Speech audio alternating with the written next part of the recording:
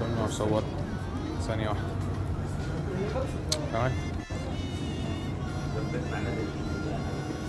هنمد بقى ايه نقسم دول خد اخوك اهو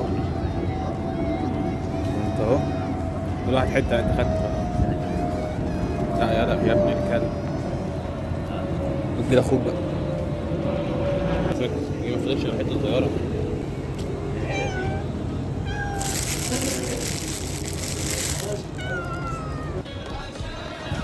خلاص خلصت. الفكرة بقى انك لما تعمل حاجة زي كده بعد كده بتحس ان انت روحك فرحانة كده زي ما تكون تحس ان ربنا راضي عنك في الموقف ده وان ربنا مبسوط منك. طبعا دي حاجة حلوة. الرحمة حلوة. الرحمة حلوة.